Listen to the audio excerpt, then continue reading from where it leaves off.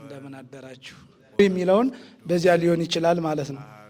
በባለሙያዎቹ ሊደርሺፕ እና ሊደር የሚለውን ሲተነትኑ ግን እንግዲህ መሪነት በሁለት ነው። እኛ ይደበላለቅብናል። ስራ አመራር የሚባለውና ሊደር የሚባለው ማናጀር የሚባለውና ሊደር የሚባለው ማለት ነው። መሪ የሚባለውና ስራ አመራር የሚባሉት ሁለቱ ይለያያሉ። ለቤተ ክርስቲያኒቱ የሚጠቅም የትኛው ነው የሚቀርብ ሲባል ግን መሪ የሚለው ነው። አለቃ የሚለው አይደለም ማለት ነው። አመራር ማናጀር የሚለው አይደለም። አለቃ እና የአለቃነትና የመሪነት ጸባይም ይለያያሉ። ባለሙያዎቹ ያስቀምጧቸዋል ማለት ነው። እና በዚያ መካከል ላይ እያየናቸው የምንሄድ ነው ማለት ነው። ስለዚህ በሰሜን ይህን ላይ ያየሁት ነው። ሁለተኛው የምናየው መሪነትን ውጤታማ መሪነት ለቤተ ክርስቲያን ሁለንተናዊ እድገት ይህኛው ነው። ቅድም እንዳልኳችሁ ከዚህ ላይ ነው መሪነት ከእግዚአብሔር የሚገኝ ጥበብ ነው። ስለ መሪነት የነበረው የቀደመው አስተሳሰብ ያው እንግሊዘኛው አለ። መሪዎች ለመሪነት የሚታጩት ገና ሲወለዱ ነው። መሪ ሆነህ ካልተወለድክ መሪ መሆን ተስፋ የጨለመ ነው፣ አትችልም ብለው የሚከራከሩ ባለሙያዎች አሉ። መሪ ሆነህ አንድ ጊዜ ካልተወለድክ በፍጹም ብትደክም ብትወጣ ብትወርድ መሪ መሆን አትችልም የሚል አስተሳሰብ ያላቸው አሉ። ነገር ግን አመራር መሪነት ወደ ታች ስናይ ይህን መነሻ የሚያደርጉት ቀደስኩከም ከርሰእም ከሚለውን ይህን ሀረይኩከ የኤርምያስን ማለት ነው። ከእናት ማህፀን ጀምሬ መርጫለሁ። ስለዚህ ለሹመትም የሚመረጡ ሰዎች አሉ፣ ለማዕረግም የሚመረጡ ሰዎች አሉ፣ ተራ ሆነው ደግሞ ለመመራትም የሚመረጡ ሰዎች አሉ ብለው የሚከራከሩ ሰዎች አሉና አመራር ሰጭነት መሪ ሆነ ካልተወለድ መሪ መሆን ተስፋ የጨለመ ነው ብለው ናቸው የሚናገሩት። እንግዲህ አመራር ሰጭነት በተደራጀ መልኩ ከተጀመረ ከ100 ዓመት በላይ ነው ተብሎ ቢታመንም ባልተደራጀ መልኩ ግን የሰው ልጅ በቡድን መኖር ከጀመረበት ጀምሮ ያለ የአመራር ጥበብ ነው። እንግዲህ ማኔጅመንት የሚባለውን ይህ መቼም አልፋ የሚባል ዲግሪ ያልሰጠው ሰው ስለሌለ ወይም ሌሎቹ አንዳንድ ኮሌጆች ማለት ነው ሁላችንም ሊኖረን ይችላል እና ከዚያ ላይ ያገኘሁትን የቃረምሁትን ነው። እኔ ከራሴ ያወጣሁት ነገር የለም እና ሁላችሁም የተማራችሁት ነው። ግን እዚህ ላይ የምትይዙልኝ ከ100 ዓመት በላይ ነው ተብሎ ቢታመንም ባልተደራጀ መልኩ ግን የሰው ልጅ በቡድን መኖር ከጀመረበት ጀምሮ ያለ የአመራር ጥበብ ነው። መሪነት ምንድን ነው ስንል በሌላ መልኩ ጥበብ ነው ማለት ነው። ሊደርሺፕ ወይም አመራር አንድ አይነት ትርጉም የለውም ይላሉ ባለሙያዎቹ። አመራር ማለት ምን ማለት ነው ሲሉ ሲተረጉሙ አንደኛው አመራር ማለት ሰዎችን የማሰራት ጥበብ ነው ይላሉ። አርት ነው፣ ጥበብ ነው። እውነት ነው። በእኛም እሱን ነው የምንወስደው። ሁለተኛው አመራር ማለት ምን ማለት ነው ብለው ሲተረጉሙት አመራር ማለት አንድ ቤተ ክርስቲያንን ወይም አንድ ድርጅትን የቆሙለትን ዓላማ፣ ራዕይ፣ ግብ ለማድረስ ሰዎችንና የአሰራር ዘዴዎችን ማቀናጀት ማለት ነው ብለው ሊደርሺፕ የሚለውን ተርጉመውታል ማለት ነው። ሰዎች የተረጎሙትን ነው። ምን ማለት ነው አለ? የቆሙለትን ዓላማ 3 ነገሮች አሉ እዚህ ላይ ራዕይ፣ ቪዥን የሚባለው ማለት ነው። በእኛ ርዕይ አየና ራዕይንና 2 ትርጉም ነው የኛ የምንሰጠው። ይህኛው ሲሆንና ርዕይ አየ ስንል 2 ትርጉም አለው። አንደኛው ማየት፣ አንደኛው መጠበቅ የሚል አለው እና መጠበቅ ራዕይን በ2 መልኩ ከግዕዙ ጋር ስናየው ለኛ የሚስማማው ራዕይ የምንለው ማየት፣ ወደፊት ማየት የሚለውን እንጂ መጠበቅ ማለት ላይሆን ይችላል ማለት እና ሰዎችንና የአሰራር ዘዴዎችን ሁለቶችን ማቀናጀት ይሄ አመራር ነው፣ ጥበብ ነው ይላሉ። ሁለቱ ካልተገናኙ ጥበብ አመራር አይባልም ማለት ነው። ሰሪው የብቻ ስራው የብቻ ከሆነ በመካከል ስራውንና ሰሪውን የሚያገናኝ እንደ ኔትወርክ አመራር የሚባል ተፈጠረ ማለት ነው። መሪ የሚባለው የተፈጠረው ተመሪዎችና ስራው ባሉበት ጊዜ ሁለቶችን መሪዎችንና ተመሪ ስራውን ለማገናኘት የተፈጠረ ነው የሚለውን ነው። ሌላው አመራር ማለት የአሰራር ዘዴዎችን መንደፍ፣ ሀሳቦችን ማመንጨት፣ አቅጣጫ ማሳየት፣ ሰዎችን ሚን ተከትለው እንዲሄዱ የማድረግ ብቃት ነው ብለው ተርጉመውታል ማለት ነው። 3 ትርጉሞችን አሁን እዚህ ላይ ያየነ ማለት ነው። ስለዚህ አመራር ማለት የአሰራር ዘዴዎችን መንደፍ፣ እንዴት እንደሚሰራ መጀመሪያ ማለት ነው። ከዚያ በኋላ ደግሞ ክሬት ማድረግ ሐሳብ ማመንጨት። ሁሉም ሰው መሪ ሲሆን እንደ ሌላው አይደለም የሚያስበው፣ ቀድሞ ማሰብ አለበት። ለሚመራው ተቋም ምን ማድረግ አለብኝ፣ የት ማድረስ አለብኝ የሚለውን ማሳየት ስላለበት ማለት ነው። እና ማመን አቅጣጫ ማሳየት ሰዎችም ይህን ተከትለው እንዲሄዱ የማድረግ ብቃት ነው ብለው ተርጉመውታል።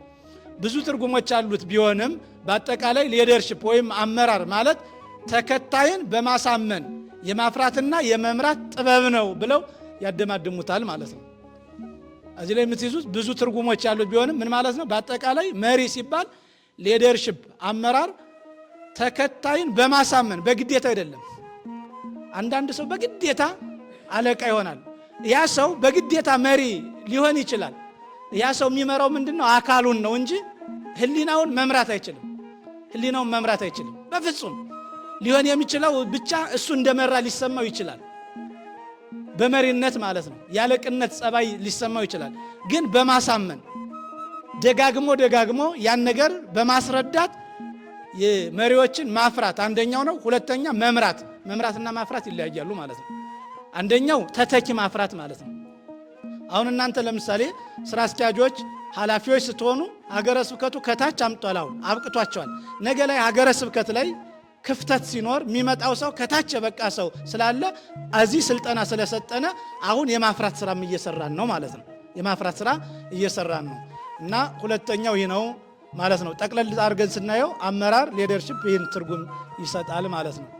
ሌላው ሊደርሺፕ አመራር አንድ አይነት ትርጉም የለውም ይሉና አመራር ማለት ሰዎችን የማሰራት ጥበብ ነው። አመራር ማለት አንድ የቤተ ክርስቲያንን ቅድም ያልነው ነው። እነዚህን ደግሞ ይተረጉማል። የአመራር ታሪካዊ አመጣጥ እድገት በሰባት ክፍሎች ይከፈላል ይላል። ብዙም እዚህ ላይ ጊዜ አላጠፋም። አንደኛ በተፈጥሮ ባህሪ ላይ የተመሰረተ አመራር ንድፈ ሐሳብ አለ ብለው ይህን ያስቀምጡታል ማለት ነው። የዚህ አመራር ፍልስፍና መሰረታዊ ጭብጡ ምንድን ነው ሲባል መሪ መሆን በተፈጥሮ የሚገኝ ጸጋ እንጂ በትምህርትና በጥረት የሚገኝ አይደለም ብለው ያምናሉ ማለት ነው። ግን እንደዚህ አይደለም አይደል? ይቻላል እኮ በሆነ አጋጣሚ ላይ መሪ ሆነው ሰዎች ይበቃሉ አይደል?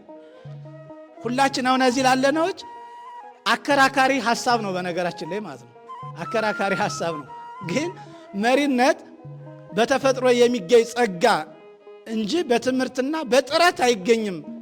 እንዴ በጥረት የሚዳብሩ ነገሮች አሉ እንጂ በስልጠና ከሰዎች በመነጋገር ይገኛል መሪነት። እና ለዚህም ሀሬኩ ከምከርሰም ከቅድም ያልኩትን ትንቢተ ኤርምያስ ላይ ያለውን ይጠቅሳሉ፣ ጠቅሰው ይከራከራሉ። በአሁኑ ሰዓት ግን የሚያገለግለው አሁን ባለው መሪነት ምንድነው የሚለውን ሰዎቹ ዘመናዊ ሆኖ ሞደርን ሆኖ የተያዘው በአሁኑ ሰዓት የበላይነት የያዘው ሐሳብ ሁለቱን ያጣመረ ነው። ሊደርሺፕ ኢዝ ቦዝ ቦርን ኤንድ ለርንት የሚለው ማለት ነው። መሪነት በተፈጥሮም ሊገኝ ይችላል፣ በጥረትም በትምህርትም ሊገኝ ይችላል የሚለው ሐሳብ ነው። በሁለቱም ሊገኝ ይችላል። የቀድሞዎቹ በተፈጥሮ ብቻ ካልተሰጠው በትምህርት በጥረት በስልጠና መሪነት አይገኝም ብለው የሚያስቡ የነበሩ ናቸው። አሁን ግን ሁለቱንም ይቻላል ማለት ነው። ስለዚህ አሁን ያለው ልዕልና ያገኘው ሐሳብ ሁለቱን ነው። እኛም በዚያ መልኩ እናየዋለን ማለት ነው። ሌላው በሁኔታዎች ላይ የተመሰረተ አመራር የሚባል አለ። ይህኛውም በዚህ ንድፈ ሐሳብ መሰረት አንድ ሰው መሪ የሚሆነው በተፈጥሮ ወይም በትምህርት ባገኘው እውቀትና ክህሎት ሳይሆን በሁኔታዎች አስገዳጅነት ወይም ምቹነት ነው። መሪነት የባህሪ ቢሆን ኑሮ አንድ ሰው ሁልጊዜ መሪ ሊሆን ይህን የአመራር ዘዴ የሚከተሉ ሰዎች ማለት ነው። መሪ ቢሆን ኑሮ አንድ ሰው ሁልጊዜ መሪ ሆኖ ይቀጥል ነበረ። ሁልጊዜ መሪ ሆኖ ሊቀጥል ይችል ነበር። ስለዚህ በሁኔታዎች ላይ የተመሰረተ ነው። በሆነ አጋጣሚ ሰው መሪ ሊሆን ይችላል። ያን በስልጣን ማለት በስልጠና በእውቀት ላይ ዳብሮ ሊያስከትለው ይችላል ብለው ሁለተኛውን ይከራከራሉ ማለት ነው። ስለዚህ ቀጥተኛ ትእዛዝ በመስጠት ሰብአዊ በሆነ የእርስ በርስ መደጋገፍ ላይ ተመስርቶ የሚመራ በተሳትፎ ላይ ተመስርቶ የሚመራ በውጤት ላይ የተመሰረተ አመራርና የመሳሰሉትን ያነሳሉ ማለት ነው። ሶስተኛው የተግባር ንድፈ ሐሳብ የሚባለው ነው። በዚህም ንድፈ ሐሳብ መሰረት በሁኔታዎች ላይ የተንጠለጠለ የአመራር ዘይቤ አያዋጣም፣ ይልቁንም ለውጤት የሚያበቃው በቡድን አደራጅቶ በስራ ላይ መሰማራት ነው ብለው መሪነት ተደራጅቶ በጋራ ካልሆነ በቀር በተናጠል አይደለም ብለው ያን ከላይኛውን የያዙትን ሐሳብ የሚንዱ አሉ ማለት ነው። ሌላው ሶስተኛ ይህን ካየነ አሁን እዚህ ላይ ጊዜ ስለማላጠፋ ማለት ነው። አራተኛው ይህኛው ነው። ትራንዛክሽናል ንድፈ ሐሳብ የሚባለው በጋራ ላይ መጠቀም ላይ የተመሰረተ አመራር ነው ብለው የሚናገሩ አሉ። የለውጥ አመራር ንድፈ ሐሳብ ለሚመራ ደሞዝ ይገባዋል የሚል ሲሆን የሰውን ልብ በገንዘብ ብቻ መግዛት ስለማይቻል በስብከት ማነሳሳትም ያስፈልጋል ብሎ ያሳምናል። ይህ ማለት ሰውን ገንዘብ ስለሰጠሁት ብቻ ይመራልኛል ወይም ደሞዝ ስለከፈልኩት ብቻ ነገሮችን ያስተካክልልኛል ሳይሆን በስብከት በእውቀት ላይ ጭምር ተመስርቶ ነው የሚል ሐሳብ የሚከተሉ ናቸው። ብዙም እዚህ ላይ ጊዜ አላጠፋም። ሌላው የአገልጋይነት አመራር ንድፈ ሐሳብ የሰውን ፍላጎት በሁሉ መንገድ ማሟላት ነው። እነዚህ ደግሞ የሚከተሉት የአገልጋይነት አመራር ንድፈ ሐሳብ የሰውን ፍላጎት በሁለት መንገድ ከተሟላለት ጥሩ አመራር ይሰጣል፣ መሪው ጎበዝ ይሆናል። ስለዚህ አመራሩ የተዋጣለት እንከን የለሽ ይሆናል ብለው ያሰባሉ። እነዚህም በመስበክና ለለውጥ በማነሳሳት ይሄ ምንድነው የሚባለው ቁጭት ፈጣሪ ነገሮችን በመንገር አሳማኝ ነገሮችን በማሳመን የሚመሩ ናቸው ማለት ነው። ለስራው ጥሩ ስራ ማቴሪያላዊ ጥቅም በመስጠት ለምሳሌ ለሚሰራው ስራ ይሄ ቦነስ ሊሆን ይችላል። የሆነ ጎበዝ በጣም ብሎ እውቅና በመስጠት ሊሆን ይችላል። በቃ አንተ እኮ ለዚህ መስሪያ ቤት ወሳኝ ሰው ነህ በማለት ሊሆን ይችላል መስበክ የምንለው ማለት ነው። ይህን በማለት የሚያምኑ ናቸው። የለውጥ አመራር በ5 ነገሮች ላይ ይገለጻል ብሎ አሁን የምታዩት ነው። አንደኛው ይህ የለውጥ አመራር የሚባለው የመፍጠር ችሎታ ላይ ክሬቲቭ የሚባለው ማለት ነው። ማለት ሀሳቦችን የማመንጨት አዲስ ሀሳብ የማምጣት ማለት ነው።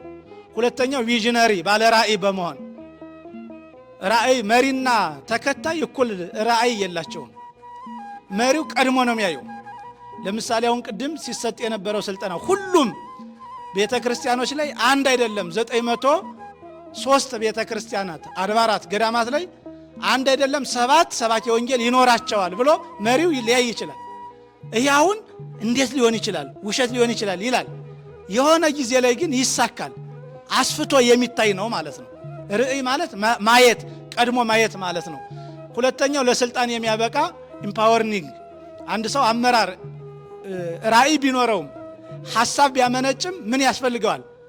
እውቅና፣ ስልጣን ያስፈልገዋል ማለት ነው። ያን የሚያስፈጽምበት ህጋዊ ከሆኑ ሰዎች ወይም አካላት፣ ተቋማት የሚሰጥ ስልጣን ሲኖረው ነው ማለት ነው። ሌላው ደግሞ ራስ ስራ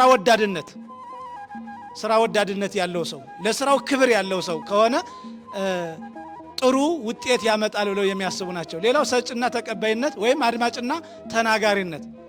አንዳንዱ ሰው መናገር እንጂ ማድመጥ ማይችል ሰው አለ። በቃ ዝም ብላችሁ ስሙ የሚል ማለት ነው። በመሪ ደረጃ አድምጡ ብቻ የሚል ከሆነ እሱ ከስሯል ማለት ነው። ማድመጥ አለበት፣ እሱም መስማት አለበት። እንዲያውም መሪ የሚመከረው ከሚናገር ይልቅ አብዛኛው ቢያደምጥ ጥሩ ነው ተብሎ ይታሰባል ማለት ነው። እና እሱን ነው ሌላው የሚከተለው። ሌላው 7ኛ የመንፈሳዊ አመራር ንድፈ ሐሳብ። ዋናው የምትይዙልኝ እዚህ ላይ ነው ትኩረት ማደርገው ማለት ነው። መንፈሳዊ አመራር፣ እነዚያ የአመራር አይነቶች ናቸው። የመንፈሳዊ አመራር ስፒሪቹዋል ሊደርሺፕ የሚባለው መንፈሳዊ አመራር ንድፈ ሐሳብ አጠቃላይ ያመለካከት ለውጥ ማምጣት ነው። ያ ማለት ከኛ ከስብከት ጋር ፈሪሃ እግዚአብሔር ያለው መሪና አመራር እንዲሆን ማሳየት ነው ይላል። ይህን ባለሙያዎቹ እነዚህ ባለሙያዎች እንዲህ ብለውታል። መንፈሳዊ አመራርን እንደሚከተለው ተርጉሞታል። ሉዊስ ፍራይ የሚባለው ባለሙያ የዚህ ጽንሰ ሐሳብ አመንጭ እነዚያን ሁሉ ውድቅ አድርጎ የመጨረሻውን አሁን 7ኛውን ስፒሪቹዋል ሊደርሺፕ የሚባለውን መንፈሳዊ አመራር የሚባለውን ጽንሰ ሐሳብ ያፈለቀው ሐሳብ መንፈሳዊ አመራር ንድፈ ሐሳብ ከሰው ልጆች ውስጣዊ ስሜት የመነጨ መነሳሳት ሲሆን መንፈሳዊ ሰብናን ማለትም መጾም፣ መጸለይ፣ መንፈሳዊ መጻሕፍትን ማንበብ፣ ተፈጥሮን ማድነቅ አጠቃሎ የያዘ የአመራር ጥበብ ነው በማለት ገልጾታል። ይህ መንፈሳዊ አመራርነት በጾም፣ በጸሎት፣ መጻሕፍትን በማንበብ ተፈጥሮን በማድነቅ ይገኛል፣ ይዳብራል፣ ከፍ ይላል ብለው የሚያስቡ ሰዎች ናቸው ማለት ነው። እና ይህን ሁለቱ ወንድማማቾች ባሳተሙት ጥናታዊ ጽሑፍ ላይ የመንፈሳዊ አመራር ንድፈ ሐሳቦች ነጥቦች እነዚህን ከታች የተዘረዘሩትን ጠቅሰው ይናገራሉ። እነሱም ራእይ፣ ቅድም ያልነው ነው፣ እምነትና ተስፋ፣ እውነተኛ ፍቅር፣ የውስጥ ጥሪ፣ የእኔነት ስሜት፣ ድርጅታዊ ቁርጠኝነት፣ ምርታማነት 5 ነገሮችን መንፈሳዊ መሪ ያሟላል ብለው ያስባሉ ማለት ነው። አንደኛው ራእይ ይኖረናል። ይችን ቤተክርስቲያን የት ላይ ነው የምናደርሳት የሚለውን ማለት ነው በእኛ ደረጃ። ሁለተኛው ይህን ለማድረግ ፍጹም እምነት፣ አይቻልም በዚህ ዘመን እንዴ ምንም። ሶስተኛው ተስፋ መቁረጥ ከሆነ በጣም ከባድ ነው የሚሆነው። ተስፋ ያለው በቤተ ክህነት እኮ ለውጥ አይመጣም በፍጹም እንደው እኮ ይለፋሉ እንጂ አሁን ይደክማሉ እንጂ ወይ ፍንክች የሚል አይነት ከሆነ ይህ ሰው ሊለወጥ አይችልም ማለት ነው። መሪ መሆን አይችልም። መሪ ተስፋ ያለው ነው። የሰዎችን ተስፋ የሚያጨልም አይደለም። አይዟችሁ እንደርስበታለን፣ ዛሬ ማናደርገው ማንይዘው ነገር የለም የሚለውን ይህ ተስፋኒ ትሬስዮ ለዘ ያሃሎ ከመዛሃለው የሚለውን ማለት ነው። በእኛ ትርጉም ተስፋ የሌለውን እንዳለ ማለት ግን የሌለ ተስፋ ማስጨበጥ ማለት አይደለም። ከግቡ ጋራ የተያያዘ ከዓላማው ጋራ የሚሰራ አንዱ ካንዱ ከተቋረጠ በነገራችን ላይ ውጤታማ አይሆንም። ምን ማለት የኔነት ስሜትና ድርጅታዊ ቁርጠኛነት ካልሆነ ባዶ ተስፋ ብቻውን ባዶ ሆኖ ይቀራል። ተስፋ በቁርጠኛነት ላይ የተመሰረተ እና በምርታማነት ላይ ምርታማ የምንለው ቅድም የነፍስ ገቢ ተብሎ የተገለጸውን ማለት ነው። በእኛ በመንፈሳዊው ዓለም በእኛ አመራር ሂደን ማሽን መትከል የሆነ ድርጅት ማስፋት ብቻ አይደለም መዳረሻችን። የሁሉም ካህናት ምርታማነት ምንድነው ከተባልነ ምርታማነቱ የነፍስ ገቢ ማግኘት፣ ሌሎቹን ምንሰራቸው ስራዎች ለነፍስ ምርታማነት የምንሰራቸው ስራዎች እና ይህን የውስጥ ጥሪ የተሰጠውን የኔነት ስሜት ያለው ድርጅታዊ ቁርጠኝነት ያለው ምርታማነት ያለው ተስፋ ያለው ራእይ ያለው መሪ ወይም ኃላፊ ቤተ ክርስቲያኒቱን ማሻገር ይችላል ማለት ነው። የመሪነት ዋና ዋና ነጥቦች ራእይ መሪውም ሆነ ተከታዮቹ አንድ ሊያከናውኑት የሚፈልጉት ተግባር ሊደርሱበት የሚፈልጉትን ግን የሚገልጥበት በውስጣቸው ምን አለ የሚለው ነው። ይህ ራእይና መሪው ራእዩን ለማን ያየውን ራእይ እንግዲህ ራእይ ስላችሁ በህል ምናምን እንዳይደለ መቼም ታውቁታላችሁ ብዬ ነው። ራእይ ምለው በውስጡ ያመቀው ጽንሰ ሐሳብ ነው። ቁጭ ብሎ ያሰበው ዘላቂ ሐሳብ እና እሱን ተከታዮቹ አንድ ሆነው ሊያከናውኑት እንዲችሉ ማስረዳት ራእዩን ማለት ነው። አንደኛው የመሪ ምን ማለት ነው? ክሬቲቭ ማድረግ፣ ሐሳብ ማመንጨት፣ ሐሳቡን ደግሞ ለሰዎቹ መግለጽ መቻል፣ ማስረዳት መቻል፣ ከዚያ በኋላ ደግሞ ወደ ተግባር ማስገባት። ሶስቱ ከተናጠሉ ውጤታማ አይሆንም። ለምሳሌ ሐሳብ አመንጭቶ አንዳንድ ሰው ጥሩ ሐሳብ አለው፣ ግን ምን ችግር ይገጥመዋል? የማስረዳት ችግር። ማስረዳት አይችልም። ሐሳቡን ተከታዮቹ እንዲወስዱለት የማድረግ ችግር አለበት ማለት ነው። ከዚያ ደግሞ ወደ ተግባር መቀየር ማለት ነው ተከታዮቹ። ስለዚህ ራእይ ማንና አንድ ያደርጋል? ተመሪዎችንና መሪውን አንድ የሚያደርግ ነገር ነው ማለት ነው። የአመራር ሂደት ከነዚህ አንዱ ከጎደለ መሪነት የሚለው ጽንሰ ሐሳብ ምን አይሆንም? ምሉ አያደርገውም። መሪ አለ፣ ተከታይ አለ፣ የአመራር ሂደት አለ። ሶስቶቹ መጣመር አለባቸው ማለት ነው። ሌላው የመሪ ኃይልና ስልጣን ይላል። ፓወር ኤንድ አውቶሪቲ የሚለው ማለት ነው። አንድ ሰው ሌሎችን ለመምራት ያለው እምቅ ችሎታ የሚታወቅበት ዋና ዋና ዘዴዎች በሕግ መሰረት በሚሰጡ ኃላፊነቶች መሪነት የሚታወቅበት ማለት ነው።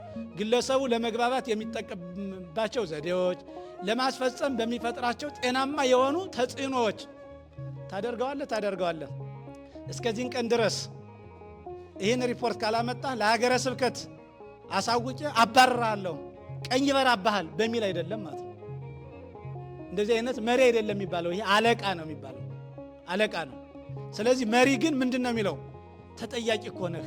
ይህ እኮ ያንተ አደራ ነው። ይህ እኮ ቤተ ክርስቲያኒቱ ባንተ እጅ። ለምሳሌ እኔ ወጣት ከሆኑ ሰንበት ትምህርት ቤት ወጣቶች ባንተ እጅ መላከ ገነት የሚሉን ባንተ እጅ እኮ ነው። ካንተ እኮ ብዙ ይጠበቃል። ቤተ ክርስቲያኒቱ እኮ ነገ ለታሪክህ ነገ ለቤተ ክርስቲያን ምን አድርገሃለፍ ብሎ የማግባባት ስራ የሚሰራበት ነው ማለት ነው። ሌላው ኃይል የምንለው ይህ ነው። አንድ ሰው ሌሎችን ለመምራት ያለው እምቅ ችሎታ የሚታወቅበት ዋና ዋና ዘዴዎች በሕግ መሰረት ቅድም ያልነውን ነው፣ አልፈዋለሁ። መሪን ውጤታማ የሚያደርጉ ሰባቱ ክህሎቶች እዚህ ላይ ነው የምትይዙልኝ። በእኔ ትርጓሜ ሰባቱ ምስጢራት አልኋቸው ወደ እኔ ሳመጣቸው ማለት ነው። ሰባቱ ምስጢራተ ቤተ ክርስቲያን የሚለውን አይደለም እዚህ ላይ የምትወስዱት ማለት ነው። ለአያያዝ እንዲመቹን ሰባቱ ምስጢራተ ቤተ ክርስቲያን በአመራርነት ደረጃ መሪን ውጤታማ የሚያደርጉ ምን ናቸው ስንል ባለሙያዎቹ ሰባት አድርገዋቸዋል። ሁኔታዎችን መገንዘብ፣ የመጀመሪያው ሁኔታዎችን መገንዘብ። ምን ማለት ነው? በተግባር ላይ ያለ ክንውን አለ። ሊፈጠር የሚችለውን ተጽዕኖ ለመገንዘብ ይረዳል። ተግባራዊ ልምምድ ለማድረግ ለመግባባት፣ ራስን ለማግኘትና ገንቢ ሐሳቦችን ለመቀበል መጀመሪያ ሁኔታውን መገንዘብ። ምንድን ነው ያለው? የኔ ተቋም ላይ እነማን አሉ? ምን አይነት ሰዎች አሉ? በእውቀታቸው፣ በስነ ምግባራቸው፣ ባስተሳሰባቸው። አካባቢው ምን አይነት አካባቢ አለ? የሰላም ጊዜ፣ የችግር ጊዜ። አሁን ለምሳሌ ያለንበት የጦርነት ጊዜ ነው። ሁኔታዎችን መገንዘብ ካልቻልነ እዚያ ላይ ምን ሰጠው አመራር የሚያቀራርብ ሰው የሚያራርቅ ይሆናል። ስለዚህ የመጀመሪያ ሁኔታውን መገንዘብ፣ ነባራዊ ሁኔታውን መረዳት። አንድ መሪ ከመምራቱ በፊት ይህን ካላወቀ ከዚያ በኋላ እሱ የሚያዝዘው ደጋ፣ ተከታዩ የሚሄደው ቆላ ይሆንና ተግባራዊ አይሆንም። ሁለተኛው ተሰጦን ወይ ችሎታን ማወቅ። ምንድነው የኔ ተሰጦ የሚለውን ማወቅ ማለት ነው። ምንድነው የኔ ችሎታ? ሁሉም ምንችለው ይመስለናል እንደምታውቁት ማለት ነው። ታች ላይ ስንሆን ማንችለው ነገር የለም። ስንደርስበት ዜሮ ይሆናል። ስንደርስበት ዜሮ ይሆናል።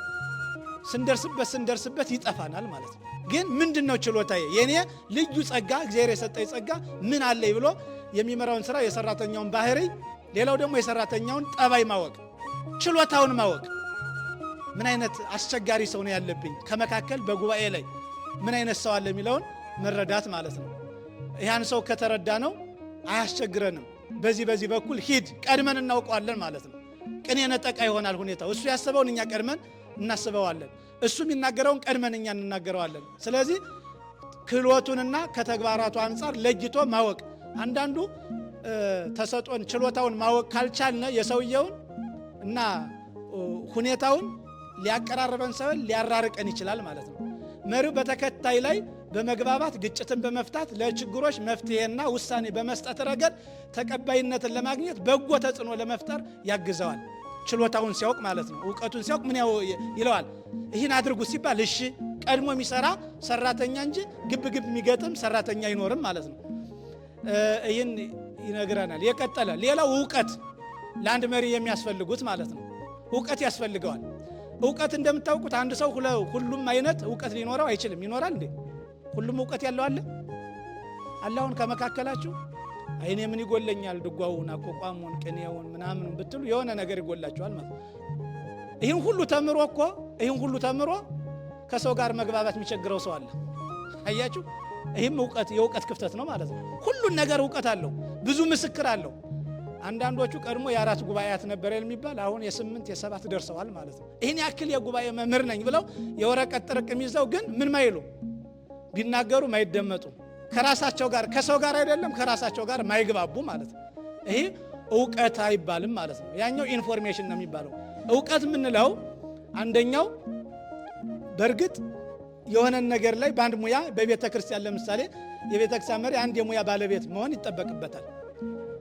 ይህ ካልሆነ ኧረ ፈሪ ብላ ደንቆሮ ይላል። የኛው ደግሞ መጥፎ ነው። ሲሳደብ ፊት ለፊት አይሳደብም እንጂ ዞር ብሎ ሲሳደብ በቃ ልነግራቸው አልችልም ማለት ነው። ስለዚህ ያ እንዳይሆን በአንድ መሪ ሲሆን በአንድ ሙያ ላይ የተካነ ቢሆን ይመረጣል።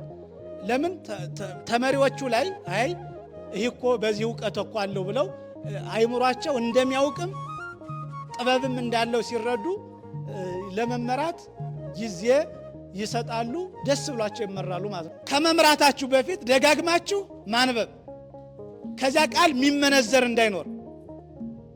ስለዚህ ደጋግማችሁ ታነቡታላችሁ። ደጋግማችሁ ካነበባችሁት በኋላ ያ ሰው የፈለገው ነገር ምንድን ነው የሚለውን ነገር ማየት። ከዚያ በኋላ አሁን በእኛ ለምሳሌ በእኛም ይደረጋል።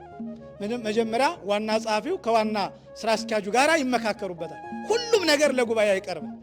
የሚያተራምስ ይሆናል አይደል? አሁን እንደው ከመካከላችሁ ከምትመሩት መካከል አንዱ በሆነ ወንጀል ላይ ይህን አድርጓል እኔ ምስክር አለው ቢል መጀመሪያ ምን ታረጉታላችሁ? የብቻው ትመክሩታላችሁ። ይሄ ማቴዎስ ላይ ያለውን ማለት ነው አይደል? መጀመሪያ ለባሕቲትከ ለባሕቲቱ አዛ ወንድምህን ይዘህ ከዚያስ ማይሆን ከሆነ ለምን ይቀርባል ማለት ነው? ለጉባኤ ይቀርባል።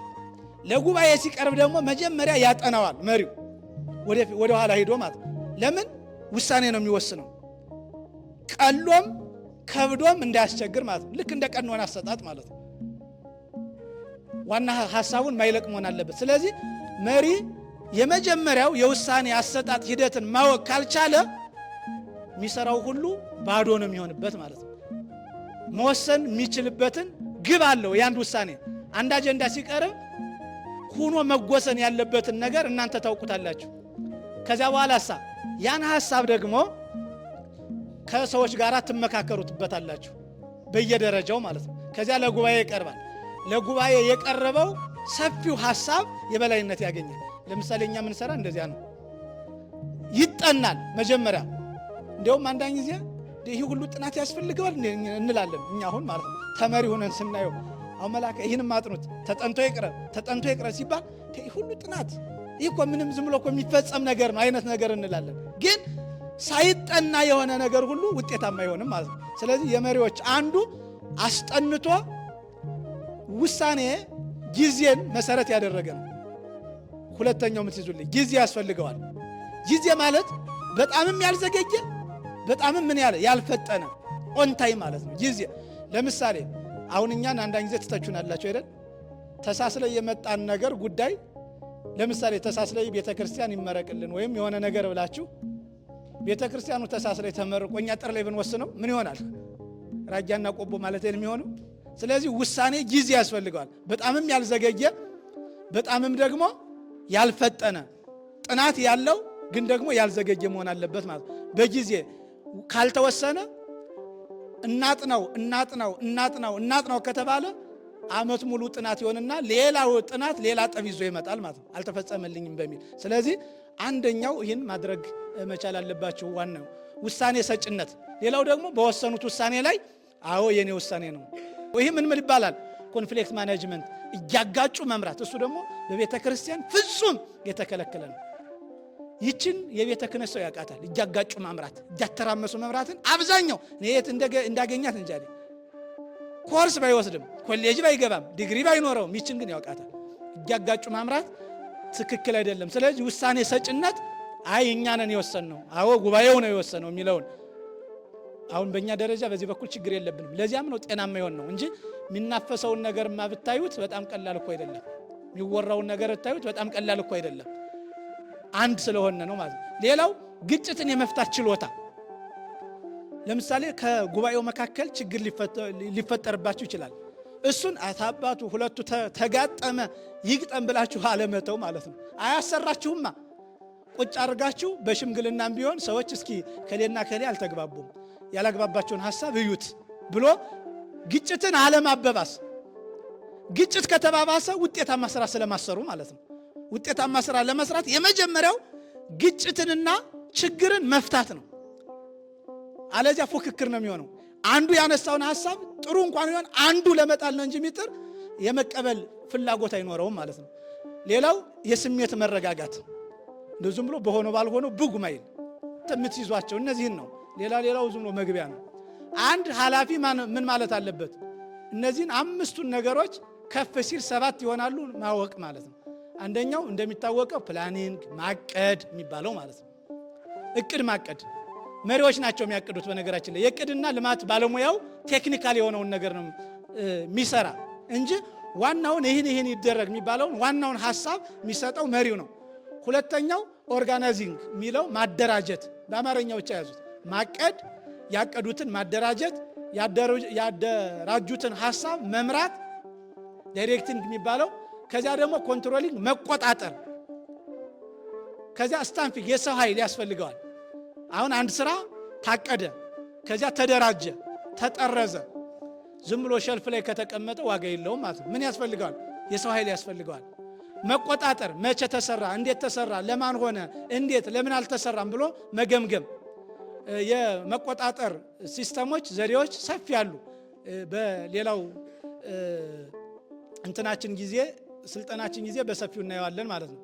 የዚህ አጥኚ ሄነሪ ፋዮል የሚባለው በሌላ መልኩ በ7 ከፍሏቸዋል። ከ5ቱ ላይ 3 2 ጨምሮባቸዋል ማለት ነው። ፕላኒንግ ግን ኦርጋናይዚንግ ግን መምራትን መቆጣጠር እንትን አለና የሰው ኃይል ማሟላትን አንድን ስራ ነበር አይደል? በጀቲንግና ሪፖርቲንግ ወይም ሪፖርትና በጀት የሚሉትን ጨመረባቸው። አንድ ስራ ታቀደ፣ ተደራጀ፣ ተሰራ። ከዚያስ በጀት ያስፈልገዋል አይደል? ያለ በጀት ስለማይሰራ ከዚያስ በእኛ ቤት ያለው የመጨረሻው ችግር ሪፖርት አለማቅረብ ማለት ነው። ይሄ ሁሉ ይሰራና ከዚያ በኋላ እንዳለ ተቀምጦ ይቀራል። ስለዚህ አንድ መሪ ጎበዝ የሚያሰኘው እነዚህን ነገሮች ሲሰራ ነው። በምህጻረ ቃሉ የመጀመሪያውን ፊደል እየወሰዱ ነው። ለምሳሌ ፒ የሚለው ፕላኒንግ፣ ኦ የሚለው ኦርጋናይዚንግ፣ ዲ የሚለው ዳይሬክቲንግ ብለው እነዚህን በመጨረሻ ያስቀምጧቸዋል።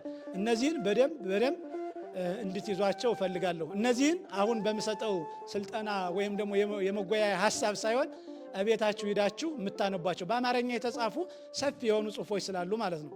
አመራር ቅድም ያልነው ነው። ሌላ የመሪ እና ስራ አመራር ልዩነት፣ መሪዎች እና አለቃና መሪ በሉት። አለቃና መሪ ምንድነው ልዩነታቸው ሲል መሪዎች ትኩረት የሚሰጡት በሰዎች መካከል ስላለው ግንኙነት እና መለወጥ፣ ማትጋት፣ ስሜትን ማነሳሳት ቁልፍ መሳሪያዎች ናቸው ብለው ያምናሉ። መሪዎች ሰዎችን ተከታዮችን በመልካም ተጽዕኖ እነዚያ በሰዎች መካከል ስላለው ግንኙነት መለወጥ፣ ማትጋት፣ ስሜትን ማነሳሳት ቁልፍ መሳሪያዎች ናቸው ብለው ያምናሉ። ቁልፍ መሳሪያዎች እንደገና ደግሞ መሪዎች አሁንም ሰዎችን ተከታዮችን በመልካም ተጽዕኖ ያነሳሳል። መሪ እኛ ይላል፣ ስህተቱን ፈልጎ ለማረም ይፈጥናል፣ ፍቅርንና አክብሮትን ለተከታዮቹ ያሳያል፣ ስራዎቹን በሚሰሩ ስራዎች ላይም እምነት ይሰጣል። አለቃ ምንድን ነው የሚለው? አለቃ የአለቅነት ጸባይ ያለበት ብዙ ተሰርቶ እኔ ነው የሚል ብዙ የተሰራውን ስራ እንዲህ አድርጌ ወጥቼ ወረዳውን አቅንቼ በቃ ይህን ገቢ ያገኘው እኔ ነኝ እኛ ነን አይልም ማለት ነው። ይህ ደግሞ ምን ያመጣል?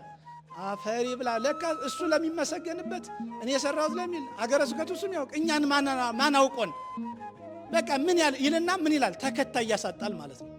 ስለዚህ መሪ መሆን እኛንን የሰራ ነው፣ እኛንን የወሰን ነው፣ እኛንን ያጠፋ ነው፣ እኛንን ያለማ ነው የሚል ነው እንጂ እከሌ ነው ያጠፋው እከሌ ነው አብሎ አይሰጥም። ስተቱን ደግሞ ስተት ሲገኝበት እኔ አልተሳሳትም አይልም። ምን ይላል?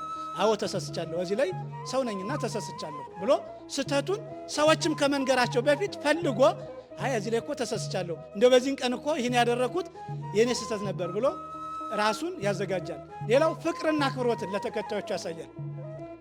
በእውነቱ አሁን በዚህ እኛ የታደልን አይደል? እንደው ከንቱ ውዳሴ ከሆነ ከንቱ ውዳሴ እንዳትሉት እንጂ አሁን የሚሰጧችሁ ፍቅር አሁን እኩል ናቸው አይደል? መላከ ገነት ለእናንተም ለእኛም ለከሌም ፍቅራቸው አክብሮታቸው በጣም የተለየ ነው። እንግዲህ ታውቋቸዋላችሁ አብዛኞቻችሁ መሪዎች ማለት ነው፣ አዳዲሶች ናቸው። ሌላው ስራዎችን በሚሰሩ ስራዎች ላይ እምነት መጣል። አፈሪ ብላ እንደ ያበላሽብኝ ሆነ ከሌለ ላከው ያበላሸዋል በሚል ሳይሆን በተሰሩ ስራ ላይ በቃ ከሌ ሰርተውና ግን እንዳይበላሽ አደራ ሰጣችሁ እኔ ካልሰራሁት አለ ማለት ነው። እንግዲህ እዚህ ላይ በደንብ አይታይም። ስራ አመራሮች ስልጣናቸውን ተጠቅመው ስራ ሊያሰሩ እንደሚችሉ ይገምታሉ። ምን ይላሉ? የተቋሙን የድርጅቱን ወይም የቤተ ክርስቲያኑን ሕግ መመሪያ ቅደም ተከተል አሰራሮችን እንደሚያስገኝ ትኩረት ሊሰጡ እዚህ ያለ ማትጋትን፣ መቅጣትን መሪዎች ምን ላይ ያተኩራሉ? መቅጣት። ይሄ ማን ነው? አለቃዎች ነግሬሃለሁ፣ አበራሃለሁ፣ አባርራለሁ አይነት ስሜት ማለት ነው። ቅጣት ላይ ነው የሚያተኩሩት። ሌላው ደግሞ ስራ አመራር እኔ ማለት ያበዛል። ቅድም ያልኳችሁ ይህ ስራ አመራር የሚባለው አለቃ የሚለው። ሌላው አመራር ስተት ይፈልጋል ከሌሎች እንጂ የራሱን ስተት አያይም። ሌላ ስራ አመራር ካላከበራችሁኝ ይላል። በቃ ካላከበራችሁኝ እኔ እኮ እንደዚህ ነኝ እኔ በቃ ነግሬሃለሁ ብሎ ለእሱ ብቻ እሱን ካከበራችሁት ስራውን ብትገሉትም ችግር የለውም። እንደዚህ አይነት መሪዎች እንዳትሆኑ ነው። ምን ስራው ላይ ነው ዋናው እንጂ እናንተን አከበራችሁ አላከበራችሁ አትከባበሩ ማለት አይደለም። እንመጣበታለን። ግን ሲከበር ዋናው ስራውን ጥሎ የሚያከብራችሁ ሰው ለእናንተ ውድቀታችሁን እያፋጠነ እንጂ ትንሣኤያችሁን እያፋጠነ አይደለም። ስራውን አሸንፎ ነው ሊያከብራቸው የሚገባ ማለት ነው። እና አመራሮች እንዲህ አይነት ጸባይ ያለባቸው ማለት ነው። ይሄ ማን ነው? አለቆች ወይም ማናጀር የሚባሉት። ስራ አመራር አለቃ ሰራተኛው አለቃን ለማስደሰት ሲሞክር አሽቃባጭ፣ ዝም ብሎ አገረ ስብከት ሲመጣ ጉንብስ ቀና ይላል ራሱ ስራ አስኪያጁ ማለት ነው። እሱ ደግሞ ከበላዩ ሰዎች ሲመጡ ደግሞ ምን ይላል? አክብሩኝ አይነት ያን ድርጊት ይፈጽመዋል። ስለዚህ ሰው መጣም አልመጣም ሳይሆን እኩል አይነት ስሜት ሊኖረው ይገባል የሚል ነገር ነው። ሌላው መሪ ምን መሆን አለበት የሚለው የመሪ ስነ ምግባራት ተብለው የተዘረዘሩ አሉ። አንደኛው አራያ መሆን፣ ለቅንነት፣ ለአክብሮት፣ ለፍቅር፣ ለመተሳሰብ፣ ለሁሉም ነገር አራያ መሆን አለበት። መሪ አራያ ካልሆነ አይደል እንደምታውቁት ነው አይገናኝም። ሁልጊዜ የምንለው ነው ወኩንጎሙ አራያ ባነጋገርህ ባለባበስህ። አሁን ዛሬ ሁላችሁ ሻሽ ሳጠምጥሙ እንዳትመጡ ተብላችሁ ሁላችሁም ማለት ነው። እኔ ትዝ ይለኛል ለመጨረሻ እንደው እየጨረስኩም ስለሆነ እንደምታውቁት ቀድሞ ላይ እኔም በቲሸርት ምጓዝ አይነት ሰው ነው የነበሩና ብፁዕ አባታችን በረከታቸው ይድረሰኝ ብፁዕ አቡነ አብርሃም ናቸው።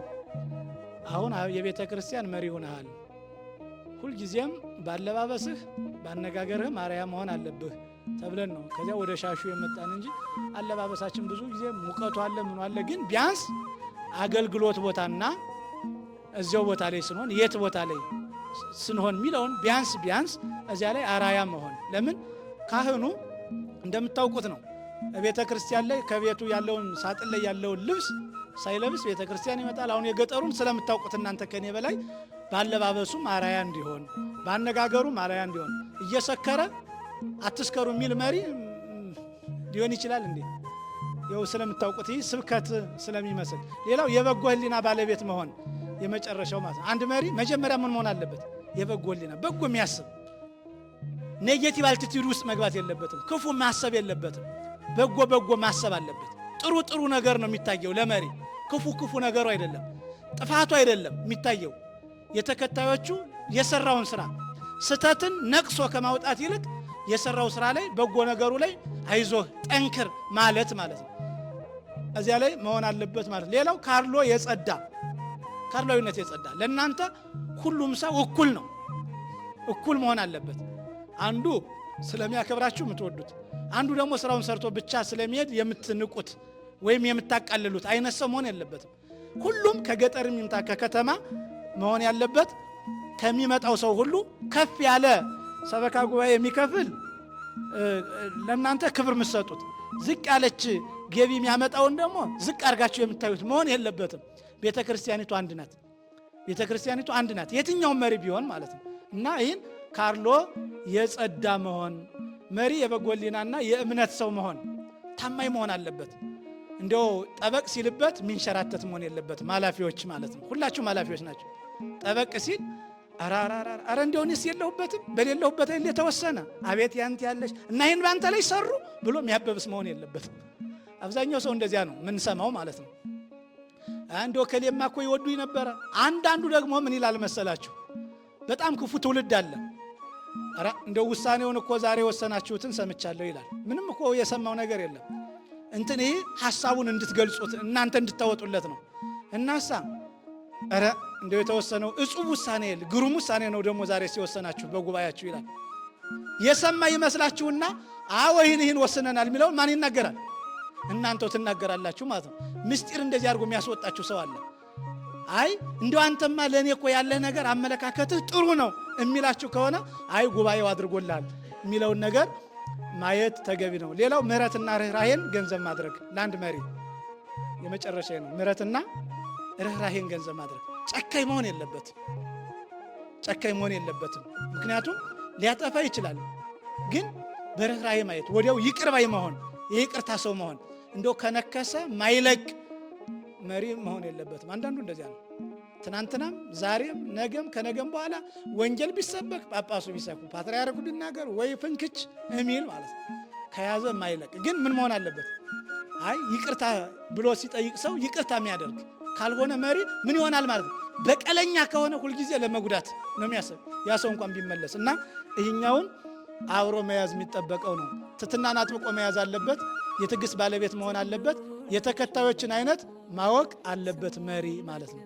ስለዚህ ተንሥእ ወጸጉ ስመ አምላክከ፣ ተነስተ የአምላክን ስም ጥራ። ትንቢተ ዮናስ የሰሞኑ ጥቅስ ነው። እኛ ብዙ አንቀላፍተን ሊሆን ይችላል በአንድም በሌላም ሁኔታ። ስለዚህ ሁለንተናዊ